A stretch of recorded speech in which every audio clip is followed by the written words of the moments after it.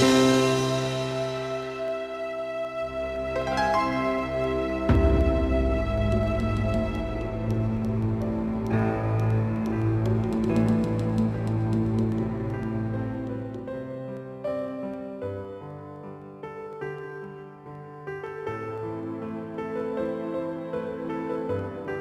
incidencia de enfermedades psicopatológicas en la consulta médica y en las dificultades personales, laborales y familiares es extremadamente alta. En la época actual, el énfasis social en la belleza y la delgadez puede llevar a los adolescentes a crear una obsesión por su propio cuerpo, al extremo de alterar la percepción de su peso y su silueta.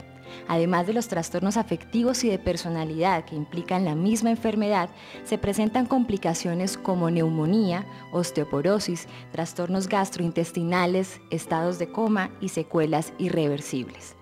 Iniciamos nuestro encuentro con la participación de la doctora Victoria Pérez, médica cirujana de la Universidad de Caldas, médica psiquiatra de la Universidad Javeriana y psiquiatra de la Fundación Equilibrio. Con ustedes la doctora Victoria Pérez. Poner también algunos de los datos que estamos viendo en la parte actual, ya no solamente con respecto a lo que es conocido como la anorexia y la bulimia, sino también cómo se ha ido manifestando, cómo ha habido casos que anteriormente parecían como raros e inesperados y que hoy en día ya son también parte de la frecuencia que se nos están presentando.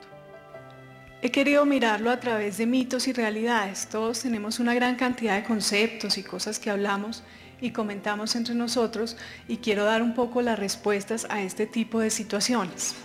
Todos los trastornos de la conducta alimentaria nos implican entonces un conjunto de signos y síntomas que van a tener que ver con los pensamientos y acciones alrededor de lo que estamos ingiriendo, pero también alrededor de la imagen corporal y el concepto que tenemos de nosotros mismos.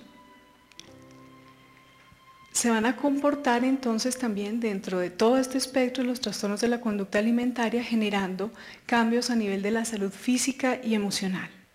Quiero mostrarles el panorama general de lo que es la clasificación de los trastornos de la alimentación. Los tres grandes trastornos son la anorexia, la bulimia y los atracones que están dentro de los trastornos no especificados. La anorexia a su vez se divide en restrictiva y en purgativa.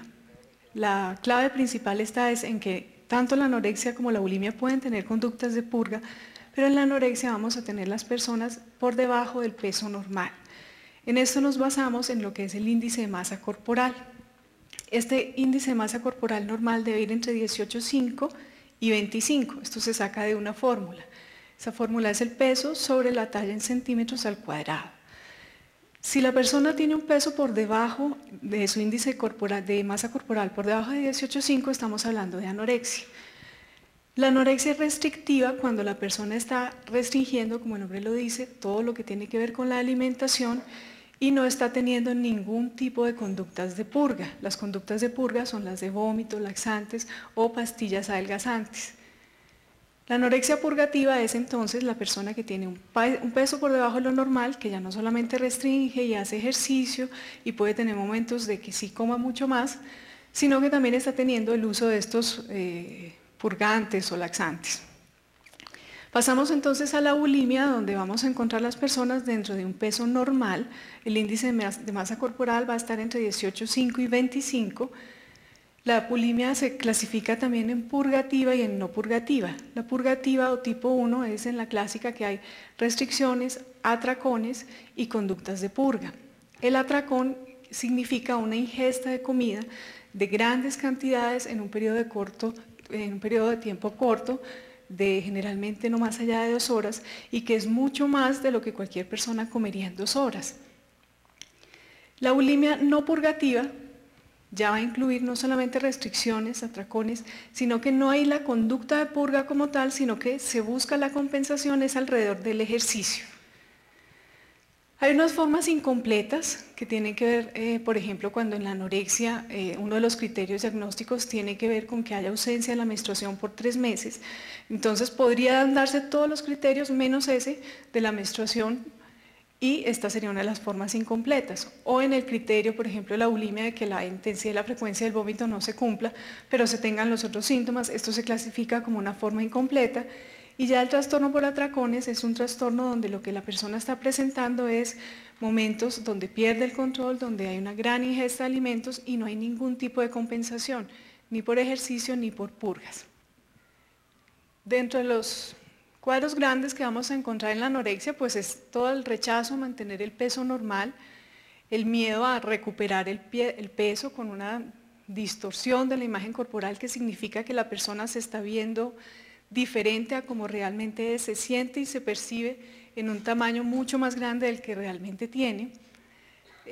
Como hablábamos, va a haber pérdida de la menstruación, deben juntarse 3 meses y puede estar presente las conductas de purga. En la bulimia vamos a encontrar entonces los atracones, las conductas de purga, igualmente va a haber distorsión de la imagen corporal, el peso es normal y por lo general la menstruación sí está presente, pero tiende a ser con ciclos muy irregulares. En los atracones, ya aparte pues, de la ingesta de alimentos muy grande en un momento dado, va a haber la sensación de pérdida de control, que es una de las características clásicas, y la culpa posterior al evento, con la sensación de yo no debí haberlo hecho, estoy fracasando, no estoy teniendo capacidad de manejar las cosas ni de controlarlas, y con una gran tendencia a generalizar, de que ya no solamente no controlo lo alimentario, sino que es que ya no estoy controlando nada en mi vida.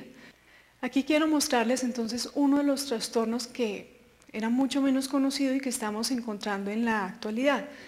El trastorno dismórfico corporal es una preocupación excesiva por alguna de las partes del cuerpo que es sentida como si estuviera alterada, sin embargo a la visión de otros pues es una persona que se ve normal. Es una preocupación que empieza a generar mucho malestar y la persona inclusive puede aislarse, dejar de hacer actividades sociales, pero terminan inclusive interfiriendo en su vida personal y en su vida laboral, alrededor de ese sentido defecto, que vuelvo y repito, es un defecto solo percibido por la persona. Estas personas entonces pueden pasar mucho tiempo del día pensando en este defecto, chequeándose en el espejo, volviéndose a mirar, preguntándole a los otros cómo los ven, pero además sintiendo que los demás los están evaluando y criticando alrededor de este defecto.